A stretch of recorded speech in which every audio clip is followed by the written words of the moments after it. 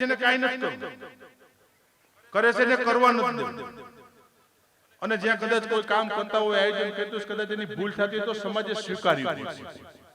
બાકી ઓટે બેઠા બેઠા વોટ્સએપમાં મોબાઈલમાં મેસેજ નાખવા કે એ ભેગા થયા હતા હવે કાંઈ નહીં ઈથાઓ સમાજમાં બેંકની શિબિર હતી ખાઈને વેગે તું કાલથી કે રેલ તો મેં હેઠા બેઠા જાઉં. તમે કરો તો ખરા, તમારે કરવું જ કરવાનું દેવું નથી કોઈને. અને સમાજની અંદર નડતર મુશ્કેલીઓ ઊભી થવાના પ્રયત્નો કરવા છે. આ સમાજની મોટા મોટી કમનસીબી પછી કીધું કે લેવા પટેલ સમાજ હશે તો ભલે કોઈ પણ સમાજ તમે સારું ન કરી શકો તો નડવાના પ્રયત્નો કરવાના બંધ કરજો, કારણ કે આવનારા દિવસો એને કઈ સમાજ માટે ખરાબ આવી રહ્યા છે. કીધું ને કે તાકાતથી આ સમાજનું નેતૃત્વ કરી છે અને કદાચ નેતૃત્વ કરતા છે તેમાંથી ક્યાંક એક બે ભૂલ પણ થતી હશે. કરી છે એટલે કદાચ થાય. અને હમણાં હું ન કરું બીજાની જેમ કઈ બી બેઠા રહી અને જ્યાં પણ એવો કાર્ય કરવો હોય તો સ્વાભાવિક ધારાસભ્ય તરીકે રિબિન કાપત મારે જવાનું, બીજો કોઈ આવવાનું છે તમારે કાપી જવાનું. અમારે કોઈ દી ભૂલ ન થાય. અમારે સારું કામ કરવાના પ્રયત્નો કરી છે એટલે કદાચ ભૂલ થાય. કીધું કે આ વખતે જામકરણાના આંગણે 501 દીકરીઓના સમૂહ લગ્નનું ભવ્ય આયોજન કરવા માટે જે છે ઇતિહાસ બનવાનો છે હમણાં જામકરણાના આંગણે. કે 501 દીકરીઓનો લગ્ન એટલે કઈ સામાન્ય લગ્ન નહીં. ગઈ વખતે 351 તમે જોયા છે, બધા અહીંયા આવ્યા છે. મારી દીકરીના લગ્ન ન થાય ને એવો ઠાઠમાંથી દીકરીઓના લગ્ન કરવા માટે જે છું 451 કીધું, 451 પૂરા થઈ ગયા. 501 જાહેરાત કરી મેં 2 દિવસ પહેલા. આજે 490 નામ પૂરા થઈ ગયા 2 દિવસમાં. હવે મને કે વધારવા હમાય એમ. પણ આવડું મોટું ભવ્ય આયોજન એક સમાજ માટે કરવા માટે છે. અને કદાચ ત્યાં કદાચ થતું છે ને તો કદાચ એક બે મુશ્કેલી ખામી અમારી રહી જતી હશે. જો કરી છે એટલે રે, બાકી નથી કરવું એનાથી કાંઈ નથી થતું. એવા નડિયા ગણવા વાળા જે લોકો છે ને મારે આ જાહેર મંચ ઉપરથી કદાચ કેવું ન જોઈએ પણ ના છૂટકે કેવું પડે છે કે એ સારું કામ કરવાના પ્રયત્નો કરતા હોય એમને અવરોધમાં હાડકા નાખવાનું બંધ કરી દેજો.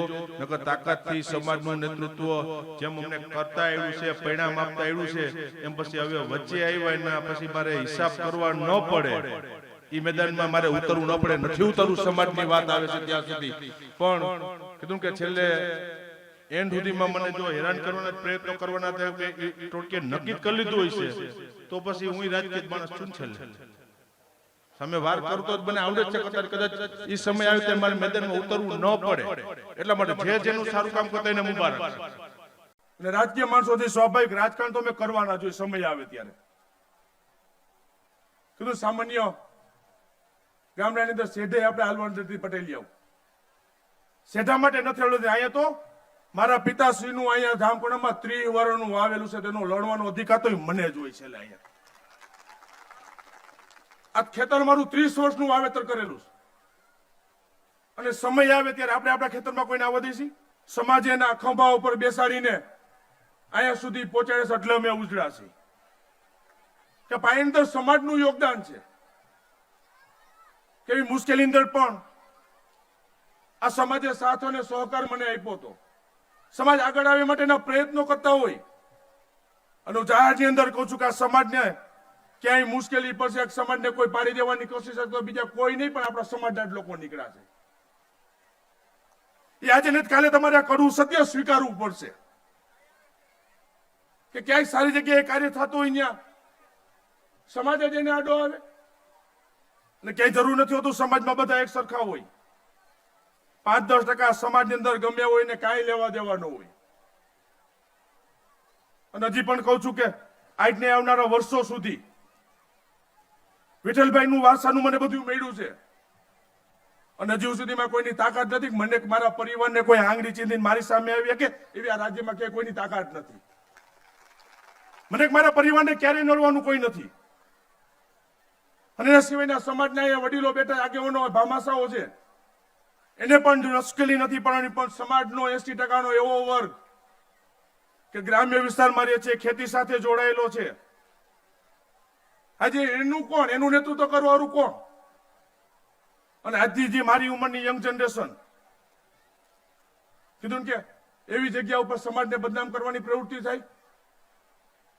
સોશિયલ મીડિયાનું માધ્યમ, વોટ્સએપ મીડિયાનું ગામના ચોરે નવરા બેઠા બેઠા એવા મેસેજ ફેરવે કે આવડો નહીં હાલે, ના સરકાર 5 દી નહીં હાલે, જેને ગામમાં પાન બાકી ન દેતું હોય. અને એ આવા મેસેજ કરીને સમાજ એનું માને. સમાજ એની ઉપર ભરોસો કરે, સમાજ જાહે કઈ દિશામાં? બધી પ્રવૃત્તિ થવાની થાય.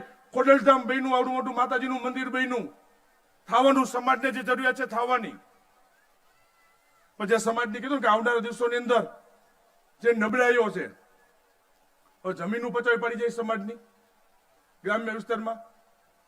આ કિરીટભાઈ બેઠા જુનાગઢ તાલુકાના જેટલા હું સમાજના કાર્યક્રમમાં ગયો, આમાં બતાવો તમે એટલા અહીં બેઠા છો, એ મારી વાત સાંભળતા હોય, કોઈ 100 વીઘાનો ખાતેદાર હોય તો હાથ ઊંચો કરો બેઠા એમાંથી કોઈ છે? કોઈ 100 વીઘાનો ખાતેદાર હોય એવું કોઈ અત્યારે?